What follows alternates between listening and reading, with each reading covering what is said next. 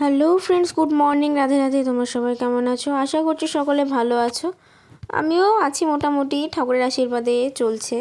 তো এই যে দেখো, আমার গোপাল সোনা কিন্তু সকালবেলা উঠে পড়েছে, আর ওকে কিন্তু মা ভোগও দিয়ে দিয়েছে।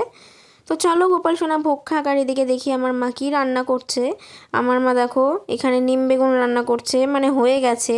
এই গরমকাল এলে নিম বেগুনের অত্যাচারে কবে কোন দিন আমি সত্যি মরে যাবো। আমার এই নিম বেগুন এত বাজে লাগে, কিন্তু আমি খাই না।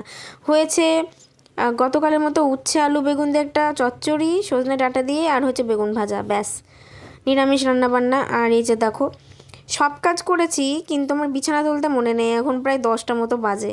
অ্যাকচুয়ালি 10টার সময় ঘুম থেকে উঠিনি, ঘুম থেকে ওই 9:45-9টার দিকেই উঠেছি, কিন্তু বিছানা তুলতে মনে ছিল না, তাই আবার তাড়াতাড়ি করে বিছানাটা তুলে নিলাম। আর এই যে রান্না বান্না হলে কি হবে, এখনও কিন্তু এগুলো সব ছড়ানো ছিটানো রয়েছে। এই যে দেখো, সব ছড়িয়ে রয়েছে, অর্ধেক ডাঁটা এখানে, অর্ধেক নিম পাতা এখানে, আর অর্ধেক রান্নার কাছে। আমার বাবাই কিন্তু পুজোটা করছিল। তো ওদের ভিতরে মানে সবারই থাকে শুভচণ্ডী পুজোটা, আজকে ওরা অষ্টমঙ্গলায় যাবে। তো দেখো, বরের টোপর কাকিমা পড়েছে, আর কাকিমার টিকলি কাকা পড়েছে। তো এই যে ওদের কড়ি খেলা চলছিল।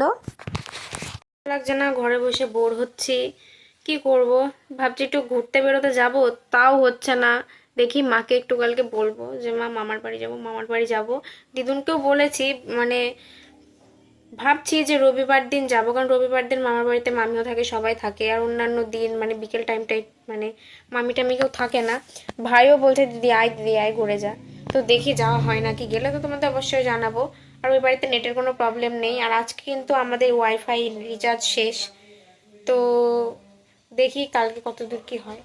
তো সবাই ভালো থেকো, সুস্থ থেকো, সাবধানে থেকো। দেখা হচ্ছে সবার সাথে নেক্সট ব্লগে। তো চলো, টাটা।